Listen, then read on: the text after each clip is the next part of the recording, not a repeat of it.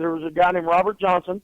He left here and moved to Louisville, Kentucky, and went to the OVW school as well. Started doing some shows at OVW and did a couple of WWE dark matches. Kevin Phoenix is one of my students. I've trained 3 referees. The referees that I've trained, when they were traveling or when they do travel, they're in pretty high demand. So, I think you got it there. But as far as top students, Jesse Wyndham is another one of my guys. Jesse was another one that had heart and determination, but I wasn't sure that Jesse was going to make it because his first day, I made him puke 3 times. And John even looked at me and said, do you think this guy will be back? I said, I really don't know. And the next week, Jesse was back. But it's that heart and determination. And John wants it. And that's the thing about it. You got to want it. If you don't want it, why even do it? There's only one major company in this country that you have a chance to make a living with. I'm not saying that you can't make money anywhere else, but to make a comfortable living, WWE is the only game in town. I know somebody's going to say, well, what about Ring of Honor or what about TNA? Well, if people could make a comfortable living working for Ring of Honor or TNA, they wouldn't have to take independent bookings to subsidize their income. I'm not saying that's a bad thing. I'm just saying, to prove my point, WWE is the only place that you can go to make a full-time comfortable living. But there are so many people in this country that want a job there. You just have to want it more than everybody else, and you have to be lucky enough to be what they're looking for at the time they're looking for it. And I see a lot of these guys that go and they do these extra spots, and they're all excited that they're doing the extra spots. Hey, that's great. I'm glad they got to do those extra spots. Chris Hamrick did those extra spots back in the day, and people requested to wrestle him because Chris Hamrick is that good. But Chris Hamrick didn't rest on those morals. He didn't say, oh, wow, I got to do an extra spot. When Chris Hamrick went there, Chris Hamrick went for a job. And that's what you got to do. Now, like a lot of these people are being used as extra spots, they're being rosebuds, which is great. You get a little TV time or you're a security guy. That's great. Did you go for the spot today, or did you go with the intention on showing them everything you could do to show them that you don't just want a spot, you want a job? Carolina Independent Wrestling Report will be right back, right after this. Hi, I'm Lewis Black, and I'm a big supporter of the Cystic Fibrosis Foundation and its mission to cure CF. People ask me, Lewis, what's your personal connection to CF anyway? Well, I don't have one. I'm just passionate about finding a cure.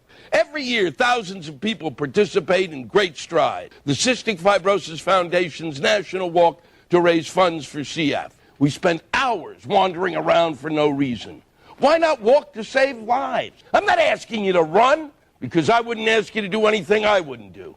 And actually, I don't do much walking, because after a long day of yelling and screaming about stuff, I have to lie down and rest up for the next day of yelling and screaming.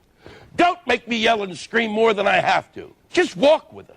As a matter of fact, walk over to your computer right now and visit cff.org and sign up for Great Strides today. You'll make a difference. Support the Cystic Fibrosis Foundation and help make CF stand for Cure Found. This is Bryce Anthony, one half of the Sons of Steel.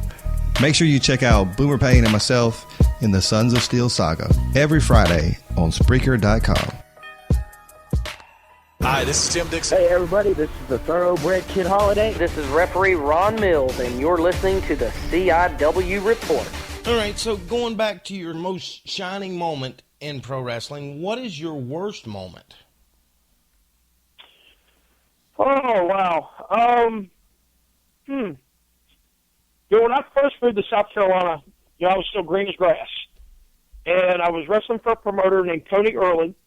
They put me in the ring with, I can't even remember the guy's name, but he was one of those guys that would just take advantage of people, didn't try to help anybody out. The match was just god-awful. And I would have to say that was probably it, but there's never been a moment where I've come out of the ring and said, you know what, I need to just give up on this. There's been times that I've promoted shows, and people like Boomer Payne and Chris Hamrick make me wonder why I promote a show. But, outside of that, that has nothing to do with my abilities or anything like that. Okay, well, talking about Boomer Payne and Chris Hamrick.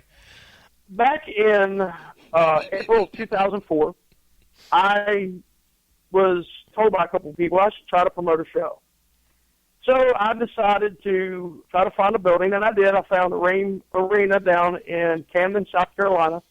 A really nice building. At one time, Jim Crockett ran shows at that building. Well, that building is owned by the city of Camden. However, it's managed by the Parks and Recreation Department.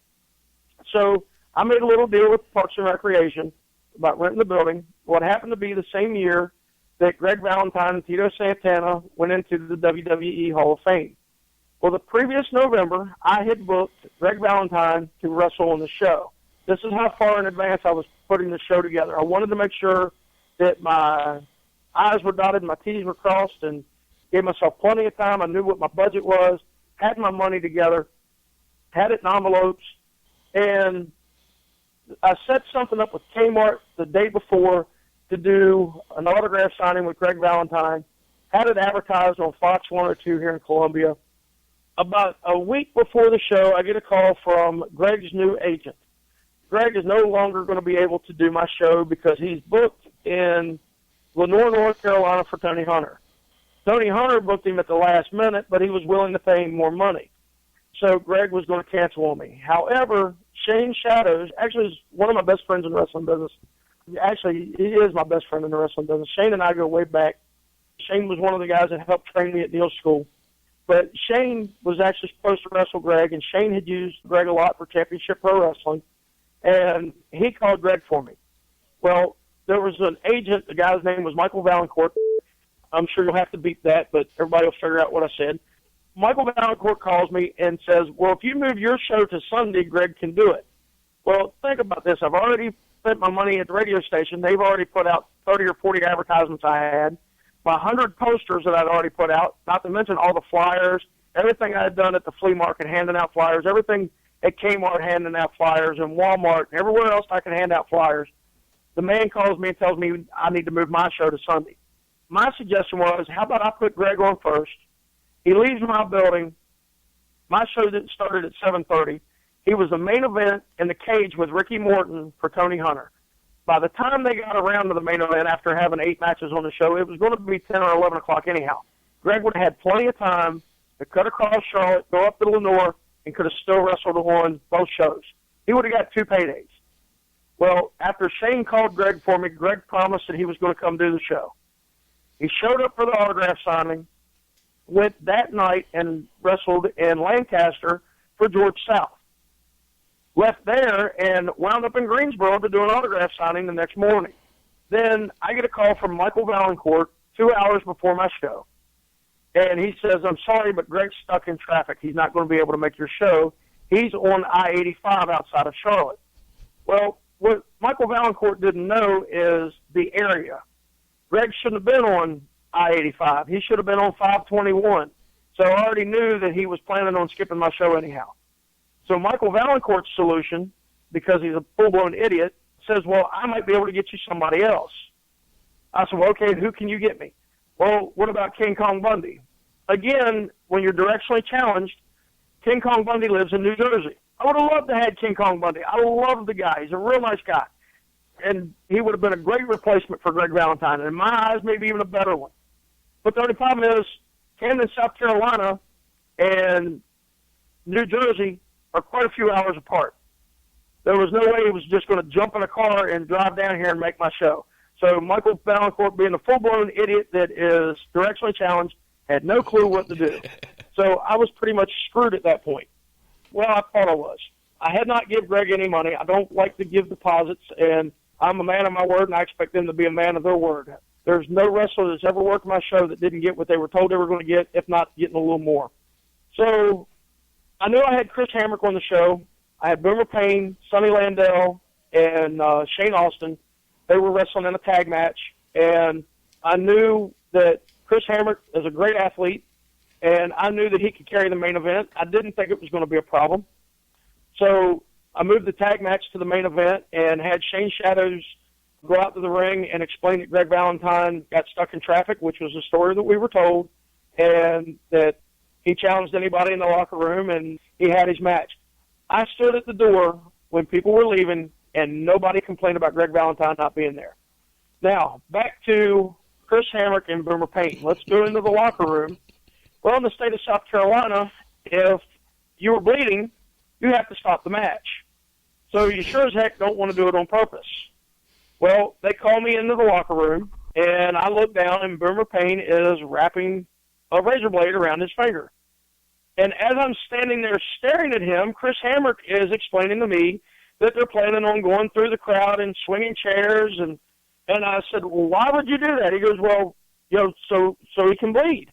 And I go, you can't bleed. You're in South Carolina. Why would you do that? Knock this stuff off. So I walk away. And I go out, I wrestle in my match, and I come back, and I go to get in my bag. Well, Boomer has already padlocked my bag. So I'm like, all right, guys, come on. My keys are in here. The payroll's locked up in the vehicle. I got to get to my keys. And Shane Austin goes, Bob, quit worrying. The key's underneath your shoes. So I go to grab my shoes, and Boomer Payne done super glued my shoes to the bench. So now every time I turn around, Boomer is just ribbing the piss out of me, and it's just getting to the point where I'm already frustrated because of the Greg Valentine deal. And, they could just see my frustration, and I knew better. I've known Boomer for a long time. He's from Pittsburgh, me being from West Virginia. We ran into each other on some shows up north before we wrestled together down here at American Pro Wrestling. And I should have known that something was up. They go out to the ring, so I hear their music. I hear Chris Hamrick's music. They get in the ring. I hear Boomer's music. They get in the ring. I hear the bell. I hear a couple little moves. I'm in the ticket box at the moment. I'm actually getting everybody's envelope out of the money box. And all of a sudden, I hear the bell ring, and it's 1, 2, 3. I hear the bell ring again. A double sunset flip or something like that, and I have a 3-second main event. Now I am livid. I grabbed Boomer's envelope because I knew he was behind it, and I started pulling money out of it. So next thing I know, I hear Chris Hamrick on the microphone, or Shane Austin, saying, and I believe it was Shane Austin saying that they weren't ready. They demanded it to be 2 out of 3 falls. And had it not been for Sonny Landell, I believe, that might have actually been the main event because people actually were getting ready to leave. Sonny told them to pick up the pace, and they wound up doing 2 out of 3 falls. And I think they wound up wrestling for like 20 minutes, and they had an awesome tag team match. But, yeah, they really wore on my nerves that day with all their ribs and everything else. But my mistake was letting it get to me. I knew they were ribbing me, and I should have never shown my frustration. I should have no-sold the ribs. If I would have no-sold the first rib, they would have left me alone from that point. But because it got to me, they knew they had me, and at that point it was like, let's just wear his fat ass plumb out. And that's what they did. And that night, the guy from the Parks and Recreation come up, and he told me that he was real happy with the show. He was disappointed that Greg Valentine wasn't there. And I told him, I said, I apologize for that. I said he was in town last night for the autograph signing. And I went back 2 weeks later to book the next event, and the guy come out of the back office, and he said, we're not going to let you do any more events. We had another promoter tell us that you didn't even have Greg Valentine booked. And he wouldn't tell me who the promoter was, but Greg Valentine not being there that night cost me that building. Now, just in the last few years, SWA has gotten in there with the police station, and they draw some great crowds, and I'm happy for them. I'm glad they get to do it. I've got no problems with anybody at SWA. They put on decent events. They promote as well, and they do real well there. I think their last event they had almost 1,400 or 1,500 people. So I just kind of look at that and like to thank Greg Valentine for screwing me out of that building by no-showing me, and that 1,500 crowd could have been mine. Join us next time for the second part to the Bob Keller interview right here on the CIW Report. Brother, 10 matches. You don't need to be out there for 7 of them. Less is more. Better interviews, clearer sound. This is the CIW Report. Headed for you. If you're offended, well, better luck next time.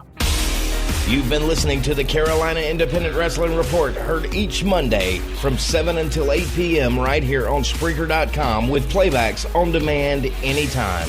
Join us next week for another edition of the CIW Report. And remember, if it's news in the world of Carolina Independent Wrestling, then it's right here on the CIW Report.